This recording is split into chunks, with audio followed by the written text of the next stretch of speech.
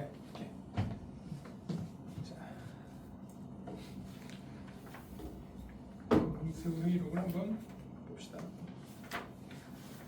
네, 문학사에서 뭐 살짝 이제 언급했던 작품입니다. 금수회의록.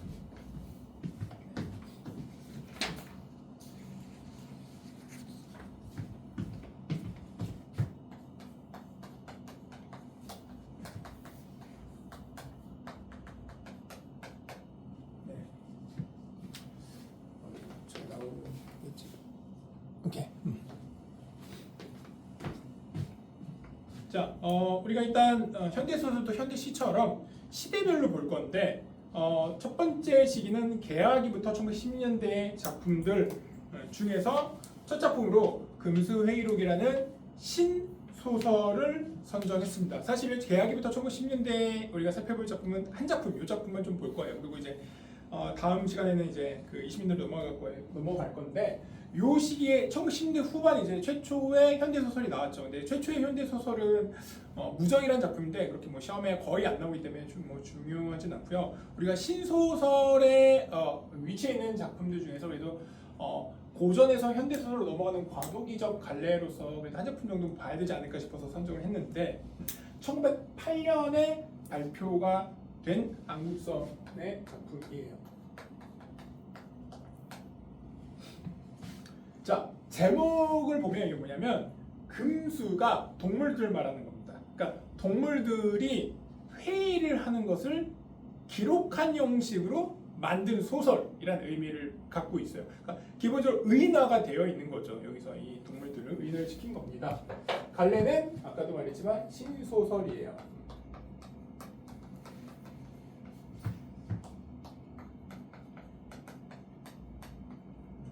고전소설과 현대소설의 과도기적 관례죠. 신소설 관련해서 우리가 조금 짚고 넘어가야 될 것들이 있습니다. 내용적인 부분, 형식적인 부분, 그 다음에 한계, 신소설의 한계. 이 한계를 극복하고 나타난 게 현대소설이니까 그럼 우리가 한번 봅시다. 두 가지 측면으로 좀 보도록 할게요. 내용과 형식적 측면에서. 자, 첫 번째 내용인데 일단은 개화 사상을 주로 다루고 있습니다. 이 신소설들이 개화 사상을 다루는데 개화 사상이 여러 가지가 있을 수 있어요. 뭐 구체적으로 얘기를 해보면 개화 사상 이제 자주 독립도 있고요. 네. 그다음에 신교육, 남녀 평등.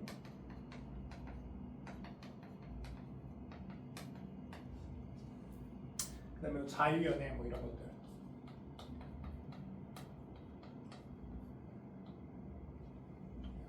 이런 것들이 이제 개화 사상에 들어가는 것들이라고 이제 보시면 됩니다. 그다음에 이제 형식적 측면을 좀 보도록 할게요.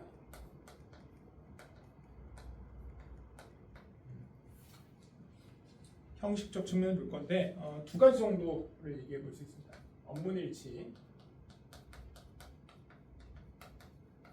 업문일치와 그다음에 역사인적 구성.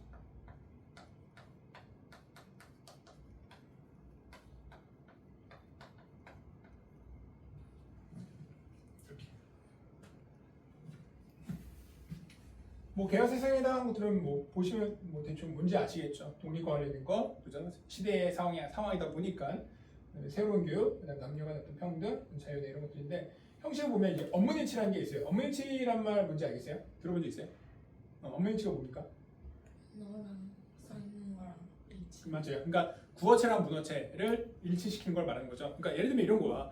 고전 소설과 신소설을 우리가 구분하는 것 중에 하나가 고전 소설은 문체, 그 고전 소설 쓰이는 문어체들이 실제 말하는 것과 굉장히 차이가 커요. 간극이 커. 그러니까 좀 어색한 거지. 말 그대로 그냥 책에 쓰이는 문체들의 방식으로 쓰는데 신소설부터 그런 구어체적 표현과 문어체적 표현을 일치를 시킨 거예요. 그러니까 굉장히 좀 자연스러워진다는 거예요.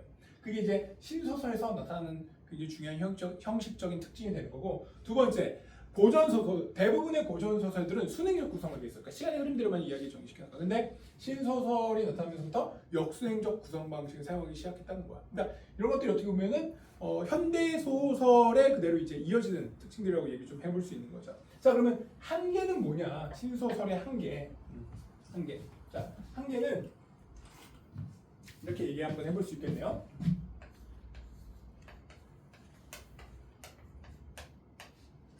일단 평면적 인물들을 여전히 사용하고 있고요.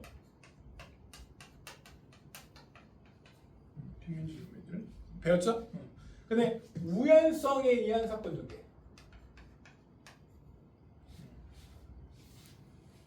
우연성에 의한 사건 전개.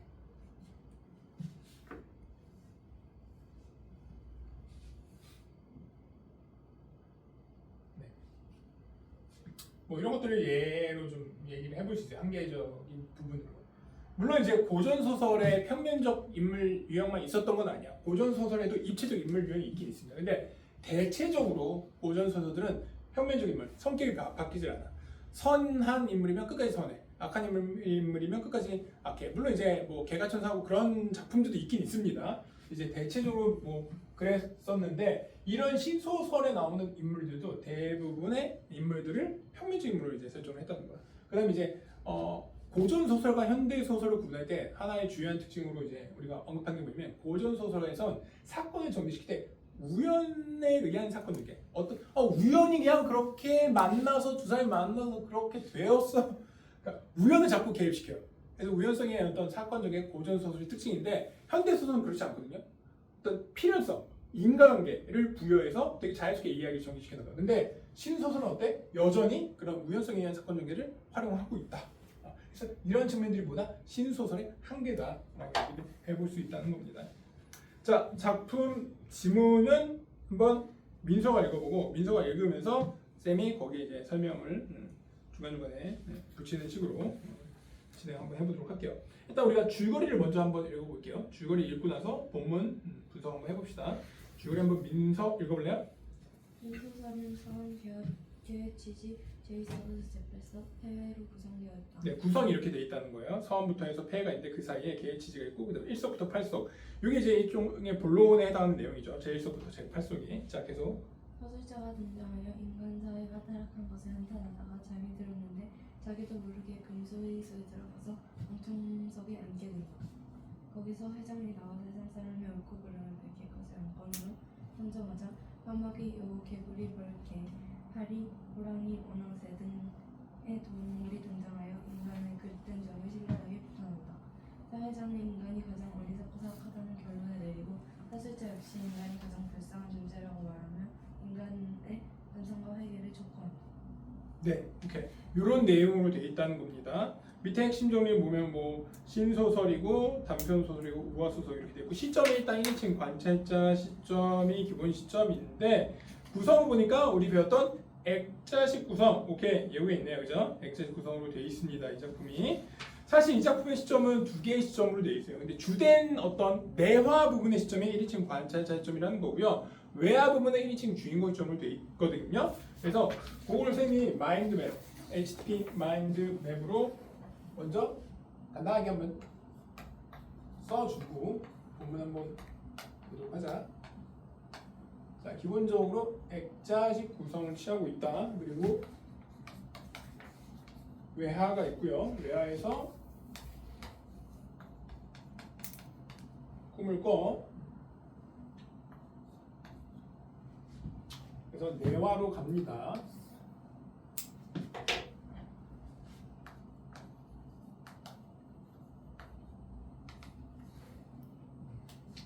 자, 내화로 가는데 내화는 꿈속이다. 꿈속.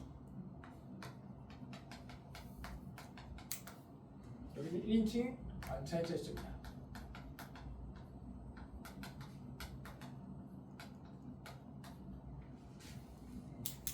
그래서 간다.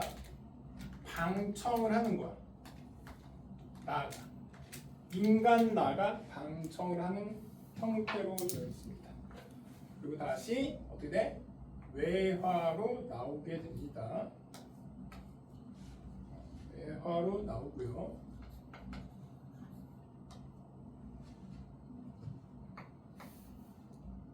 이 외화가 폐해에 해당하는 부분이야.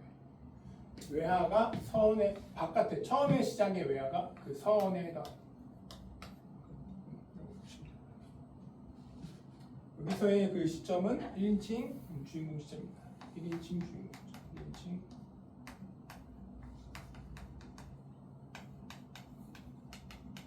1인칭 주인공 시점. 1인칭 관찰 시점.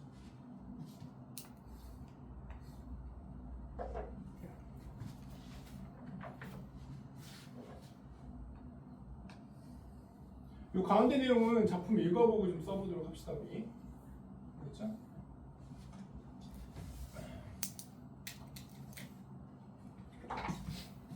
본문 읽어보자. 코트를 입어서 전신이 새까맣고 동그란 눈이 울퉁불퉁한데 물 한 잔 조금 마시고 연설을 시작한다. 오케이. 자, 프로코트를 입어서 전신이 새까맣고 동그란 눈이 말똥말똥하다. 혹시 누구를 묘사하는지 아세요? 이게 이미 이제 꿈속 안으로 이제 들어온 거예요, 사실. 그러니까 외화는 지금 생각했습니다. 내화부터 지금 제시를 한 거예요. 어떤 동물 묘사한 것 같아요? 그 동물 있었잖아, 그죠? 까마귀. 맞아요, 까마귀입니다. 까마귀. 이렇게 그러면 거기다가 이렇게 써보자. 까마귀의 외양 묘사.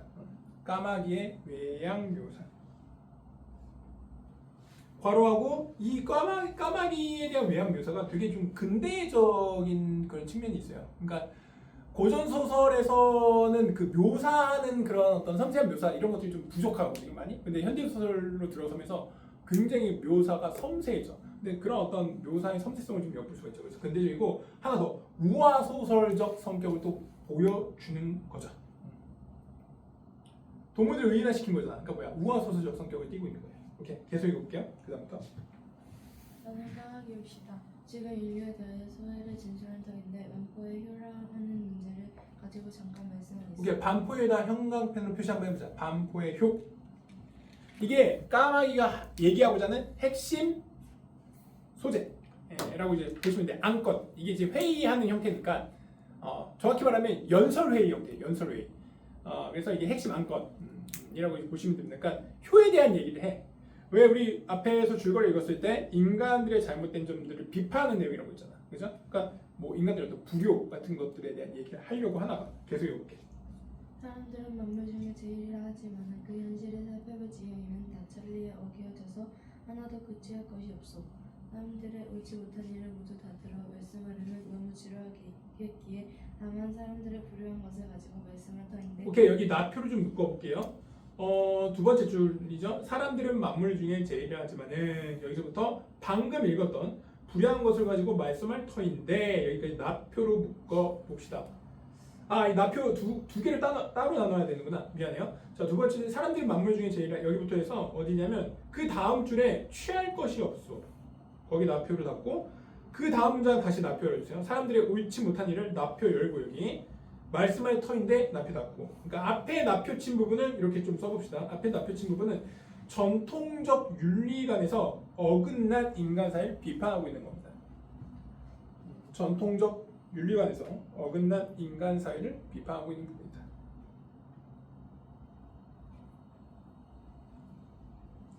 전통적 윤리관에서 어긋난 인간 사회를 말했고요. 그 뒤에 문장은 인간들을 비판하고 있는 겁니다. 인간들을 비판. 앞에는 전통적 윤리관에서 어긋난 인간 사회의 모습을 보여주고 있고 뒤에는 그런 인간들을 비판하고 있는 겁니다. 이게 계속.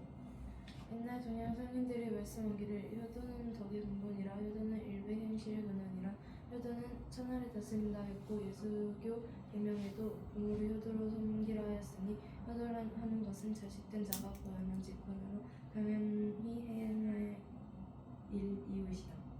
우리 까마귀의 족속은 먹을 것을 메고 돌아와서 어버이를 기르며 효성을 진극히 하여 왕극한 극진히 갚아서 극진이하여 왕극한 은혜를 갚아서 하나님의 정하신 본분을 지키어 자자손손이 천만대를 내려가도록 가법을 변치 아니하는 거로 일적의 액락존이라 하는 분이 우리를 가리켜 새 중에 증자라 하였고. 오케이, 여기다 비추실까? 우리를 가리켜 새 중에 증자를 했다. 증자는 그 공자의 제자인데 굉장한 효자였다고요. 굉장한 효자. 그래서 엄청난 효자였고 공자도 그런 부분은 자기가 이제 본받을 만하다라고 말했을 정도라고 하는데 여기다 비추시고 이 말은 뭐냐면 까마귀가 새 중에 효행이 가장 뛰어나다는 걸 의미하는 거죠. 까마귀가 새 중에 효행이 가장 뛰어남을 의미한다.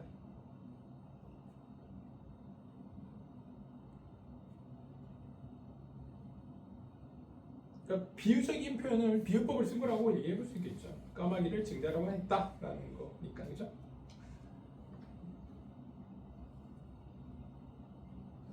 표현상은 비유법을 썼고, 자, 그다음 원초 항목에는 자자라 일컬었으니 증자라는 연관은 부모에게 효도 자라기를 운명한 사람이요 자자라는 뜻은 사랑하는 사람이니 부모는 자식을 사랑하고 자식은 부모에게 효도함이 하나님의 법이야. 네. 우리는 그 법을 지키고 어기지 아니하거늘 지금 세상 사람들이 말하는 것을 보면 너무지 효자 같으되 실상 하는 행실을 보면 주색잡기에 침묵하여 부모의 뜻을 어기며 주색잡기가 뭔지 아세요? 주색잡기. 요거 많이 나오거든요. 그걸 좀 알아도 빈출어이라고 볼 수 있어요. 그러니까 주는 이제 술 마시고 여자랑 막, 그러니까 술집 여자들이랑 막 자고 막 이런 걸 주색잡기라고 합니다. 술 마시고 여자랑 자고 술집 여자 이런 걸 주색잡기라고 해요. 부모의 뜻을 어기며 형제간의 재물로 다투어 부모의 마음을 상케하며 제 한 번만 생각하고 부모가 주리를 돌아보지 아니하고 옆편에는 학식이라고 조금 있으면 주제넘 여기 밑줄 쳐보자. 옆편에는 학식이라고 조금 있으면 주제넘는 마음이 생겨서 자 이렇게 써볼게요. 그러니까 여자들에 대해서 어떤 지금 관점을 좀 드러내고 있냐면 여기다 써볼게요. 여성 교육에 대한 부정적 인식을 좀 드러내고 있는 거죠. 여성 교육에 대한 부정적 인식. 여성 교육에 대한 부정적 인식. 괄호하고 전통적 가치관을 드러내고 있는 거죠. 여자들이 조선시대까지 교육을 제대로 받았습니까? 못 받았습니까? 제대로 못 받았죠. 여자들은 배울 필요가 없다. 그래서 여자들에 대한 교육은 이루어지지 않았단 말이에요.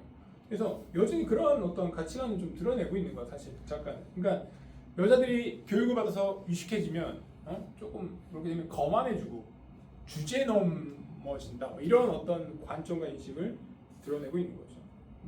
그래. 옳다보다 그죠? 아무튼 계속 해볼게요. 하나 유순한 부덕을 잊어버리고 시집가서는 시부모 보기를 아무것도 모르는 어리석은 물건같이 대답하고 심함의 원수같이 묘하기도 하니 우리 사회의 효도 없어짐이 지금 세상보다 더 심함이 없도다. 사람들이 일백행실에 근본되는 효도를 알지 못하니 다른 것은 더 말할 것 무엇이 있어.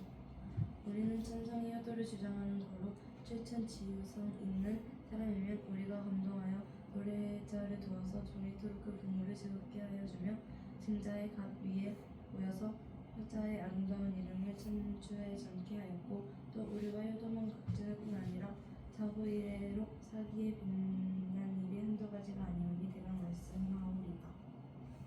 우리가 때를 지어 윤밭으로 내려갈 때 곡식을 해하는 버러지를 없애려고 하건만은 사람들은 미련한 생각에 그 곡식을 파먹는 줄을 아는 도다. 서양책력 1874년에 네, 양력을 말하는 거죠, 쉽게 말하면. 그죠, 이게? 왜냐면 이때 당시에는 음력을 썼거든, 우리나라 여전히.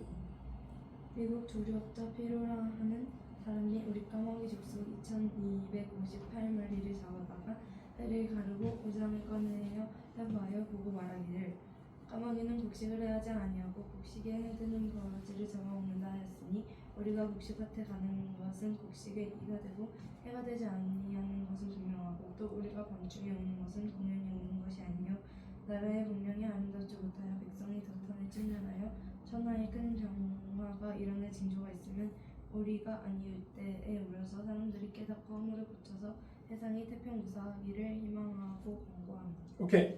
자, 까마귀니까 우리나라 사람들은 예로부터 그 불길하게 생각했던 그죠? 흉조를 대변하는 새로서 이렇게 그런 인식이 있었잖아. 그래서 까마귀에 대한 어떤 이런 안 좋은 인식을 드러내고 있는데 사실 그렇지 않다. 까마귀는 인간들한테 되게 유익한 새다라는 걸 지금 항변하고 있는 거예요. 그죠? 우리가 뭐 곡식을 먹는 게 아니고 우리는 벌레를 먹는다. 그러니까 이로운 새고 우리가 뭔가 막 울 때 인간들은 조선에 있는 사람들은 불길한 징조다. 저 까마귀 놈들 하면서 막 우리 내쫓지만 사실 그게 아니고 우리는 야 지금 안 좋은 일이 일어날 수 있어. 너 이대로 가다가 이대로 이렇게 하면 안 되고 좀 뭔가 변화를 주거나 바꿔야 이렇게 가면 안 돼라고 우리가 알려주는 건데 그거를 인간들은 이렇게 오해한다라고 하면서 항변하고 있는 그런 내용인 겁니다. 실제로 까마귀가 뭐 유럽의 또 어떤 나라들에서는 길조라고도 합니다. 우리나라에서는 까마귀를 이제 흉조로 보고 까치를 이제 길조로 보는데 실제로 까치들은 막 곡식을 많이 실제로 또 먹는다고 해요. 그래서 오히려 그 곡식에는 까치들이 더 좀 해를 많이 끼친다라고 그런 말을 어디서 듣긴 했거든요. 그런 걸 또 보면은 이 당시에 까마귀를 대하던 우리나라 사람들의 인식에 뭔가 문제가 있었던 것 같기도 하다는 생각을 또 합니다. 자, 계속 읽어볼게요. 우리 까마귀의 사족이 이러하거늘 사람들은 우리 소리를 듣고 흉은 징조라 기른 징조라 하는 저희들 마음대로 하는 말이요 우리에게는 상관없는 일이라. 사람의 일이 흉하든지 기라든지 우리가 올 일이 무엇 있어. 그것은 사람들이 무식하고 어리석어서 저희들이 좋지 아니한 때에 흉하게 듣고 하는 말이로다. 사람이 연병이니 계질이니 알아서 죽기든 때에 잘못하여 죽은 줄은 알지 못하고 우리가 어려서 죽는 줄만 알고 저희끼리 역설하려면 연병의 까마귀 소리라 하니 어리석기는 사람같이 어리석은 것이 세상에 또 없도다. 그러니까 인간의 어리석음을 지금 비판하고 있는 거죠. 인간의 어리석음. 오케이, 계속. 유순적에도 공황이 나왔고 왕망의 때에도 공황이 나오매 유순적 공황을 상설하고 왕망 때 공황은 흉조처럼 알았으니 물론 무슨 소리든지 사람이 근심 있을 때 들으면 흉조로 듣고 좋은 일이 있을 때 들으면 상서롭게 듣는 것이다. 자, 요순은 아세요? 요순? 이거 필수어휘. 요순 압니까 모릅니까? 오케이. 요 임금, 순 임금 두 명의 임금을 이제 요순이라고 합니다. 그래서 이 전설로 내려오는 중국의 임금들인데 왜 자주 나오냐면 요순, 요 임금과 순 임금이 통치하던 시대에는 지금껏 중국 역사에서 가장 평화롭고 살기 좋았던 시대라고 그렇게 평가를 받고 있어요. 그래서 항상 뭔가 평화롭고 살기 좋았던 시대를 얘기할 때 이 요순이란 말이 언급이 돼. 우리나라 문학에도. 그런 대명사죠, 일종의. 오케이. 태평천하의 대명사. 오케이. 계속 읽어볼게요. 무엇을 알고 하는 말은 아니요 길하다 흉하다 하는 것은 듣는 저희에게 있는 것이요 하는 우리에게 있는 것이 아니오는 사람들은 말하기를 까마귀는 흉한 일이 생길 때에 와서 오는 것이라 하여 듣기 싫어하니 사람들은 이렇듯 이치를 알지 못하는 어리석은 동물이라 책망하여 무엇하겠소. 또 우리는 아침에 일찍 해 뜨기 전에 집을 떠나서 사방으로 날아다니며 먹을 것을 구하여 공양도 하고 나뭇가지를 물어다가 집도 짓고 곡식에 해되는 버러지도 잡아서 하나님의 뜻을 받들다가 저녁이 되면 반드시 내 집으로 돌아가되 나가고 돌아올 때 일정한 시간을 어기지 않건만은 사람들은 점심때까지 자빠져서 잠을 자고 오케이. 여기도 밑줄 쳐보자. 사람들은 점심때까지 디비져서 자빠져서 잠을 자고 여기다 밑줄 치고 인간의 나태함을 비판하고 있는 겁니다. 인간의 나태함 비판. 네, 이렇게 써주면 됩니다.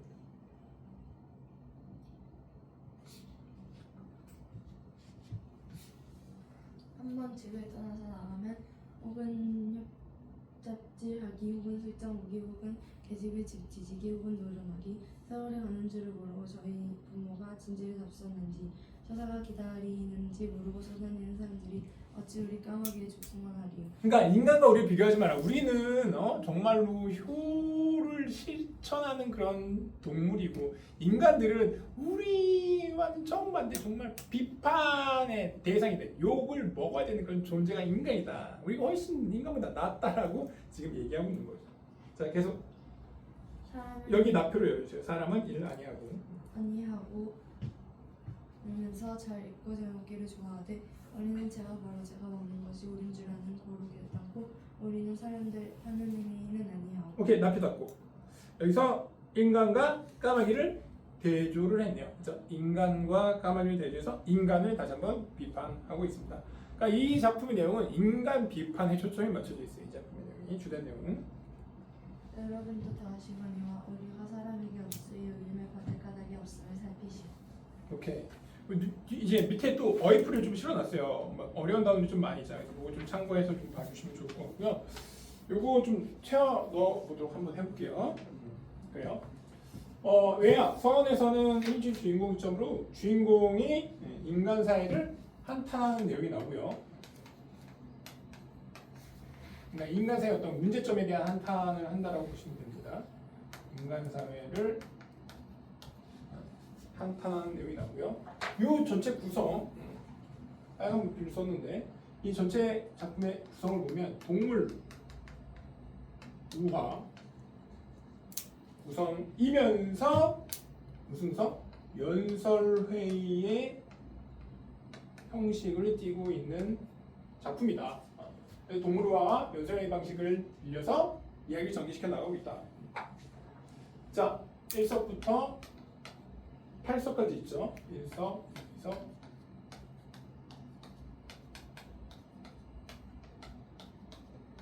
6석, 7석, 8석까지. 긴네요. 자, 정리 한번 해보면 여기 이제 뭐 교재에도 있긴 한데 그래도 이렇게 좀 따로 이렇게 써주시기 바랍니다. 처음에 1석은 까마귀가 반포지회에 대해서 얘기합니다. 여기 이제 사자성어들 있잖아. 근데 여기 사자성어들 중에 그 사전에 없는 것도 있어요. 그래서 교재에서 이미 의미를 다 실어놨기 때문에 그 교재 보고 이해하면 됩니다. 여우는 호가우, 개구리는 정화 어해.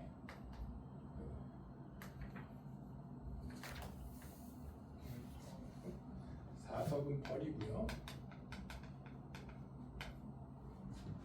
구밀복권,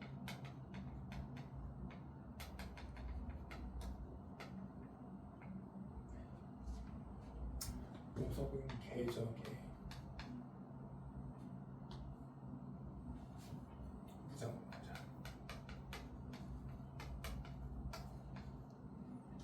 묵석은 팔,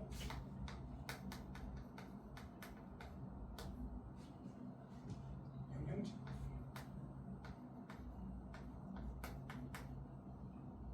칠석은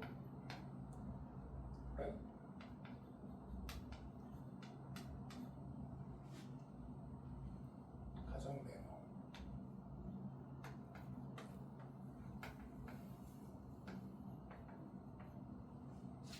팔석은 문화,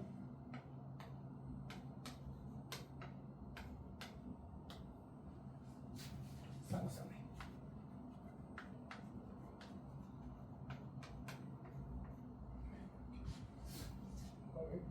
이쪽으로. 아무튼.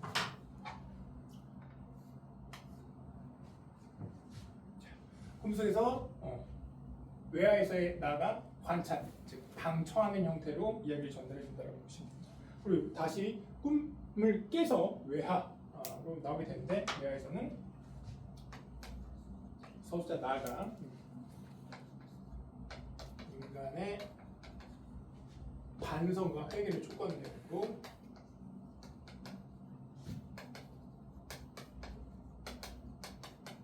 촉구하는 마무리가 됩니다. 근데 이게 문제가 있죠. 어떤 문제가 있냐? 이 인간의 반성과 회개를 촉구하는 이 내용이 어떻다? 굉장히 추상적 방안이라는 거야. 추상적인 해결 방안이라는 겁니다. 그래서 명확한 추상적 해결 방안으로서의 어떤 한계점을 갖고 있다. 한계점이 있다. 이렇게 해볼 수 있고요. 이런 것들을 통해서 아무튼 작품에서 그럼 전반적으로 해서 전하고자 하는 내용이 뭐다? 전하고자 하는 내용은 인간사회의 문제점, 인간사회의 다양한 그런 문제점, 그다음에 모순과 문제점을 비판하고 풍자하는 것이다.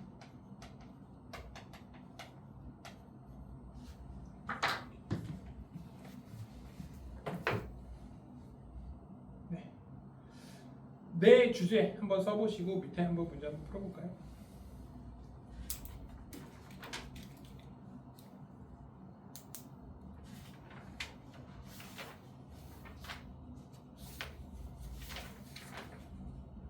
핵심 정리 참고해서 참고하고 작품 길라지 한번 읽어보고 연습 문제 한번 풀어볼게요.